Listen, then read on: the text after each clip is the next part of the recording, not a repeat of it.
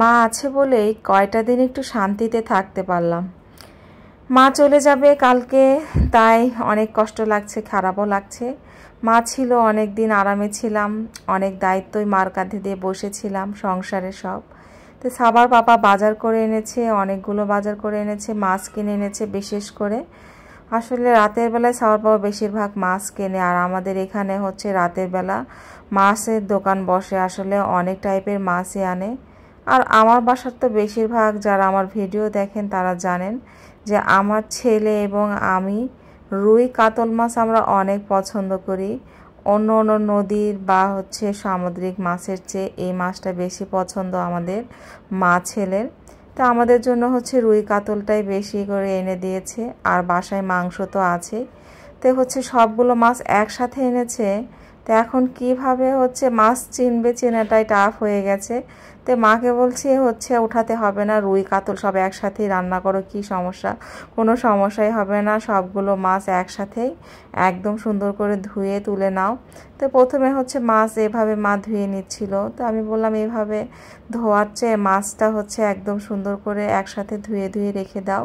আমি আবার মাছগুলো বেশিরভাগ লবণ দিয়ে ধুয়ে রাখি না, আর যেভাবে সংরক্ষণ করে রাখি এভাবে সংরক্ষণ যদি আপনারা করে রাখেন তাহলে মনে করেন আপনারা 1 মাস কেন 3 মাস 4 মাস পর্যন্ত এই মাছের মানে যেমন টাটকা টাটকা টাইপ সেই রকম টাটকা রকমই থাকবে।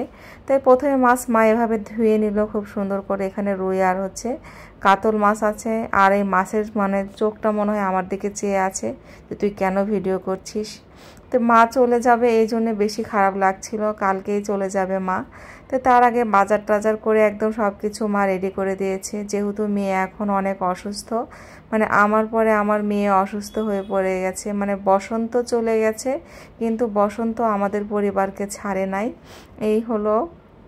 এখানে মা সবগুলো মাছ ধুচ্ছিল, তা বলছে মা তুমি এইভাবে একটা একটা করে মাছ কতক্ষণে ধুবে? তুমি হচ্ছে বেশি মানে সিংটাকে তুমি হচ্ছে একদম পুকুর বানিয়ে নাও, পুকুরের মতো করে বানিয়ে নিলে একদম বেশি করে পানি দিয়ে দিলে সুন্দর ধোয়া হয়ে যায়। একটা আবার ডিমও বের হয়েছে মাছের, তাই শিঙের যে ছিদ্রটা থাকে ওইটা একদম বন্ধ করে দিয়ে আমি বেশিরভাগ এভাবে মাছ ধুই। সবগুলো মাছ একসাথে দিয়ে একদম বেশি করে একদম নাড়াচাড়া করে নিয়ে সুন্দর করে ধুয়ে নিই। আর আমি কিন্তু মাছ লবণ দিয়ে কখনোই ধুই না। মাছ যখন আমি হচ্ছে আমরা যখন খাবো রান্না করব ঠিক সেই টাইমটা লবণটা দিয়ে ধুই। আর এখন হচ্ছে মাছগুলো আমি সুন্দর করে বক্সে করে উঠিয়ে রাখছি, দেখতে পাচ্ছেন।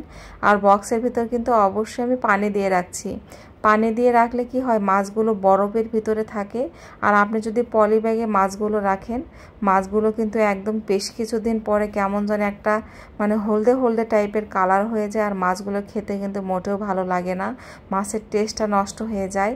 আর এভাবে যদি মাছ রেখে দেন যে হচ্ছে পানি দিয়ে সুন্দর করে বক্সের ভিতর করে মানে পানিটা দিয়ে মাছটা ডুবিয়ে রাখবেন, দিয়ে হচ্ছে বক্সে করে ডিপ ফ্রিজে বা যে রেখে দিবেন, দেখবেন যে অনেক দিন পর্যন্ত ওই মাছের টেস্টটা থাকে। আর এনেছে পাঙ্গাস মাছ, মেয়ে হচ্ছে পাঙ্গাস, মেয়ের জন্য পাঙ্গাস মাছ।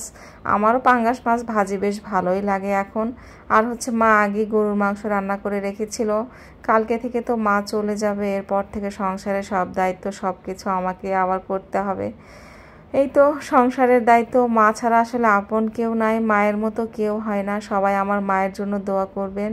নিঃস্বার্থভাবে মায়েরাই আসলে সন্তানদের জন্য সব সময় করে যায়, করে আসছে এই পৃথিবীতে। আসলে সব মায়ের যাই একই, সব মায়ের জন্যই দোয়া করি, সব মায়েরাই পৃথিবীতে ভালো থাকুক। সবাই ভালো থাকবেন, আল্লাহ হাফেজ।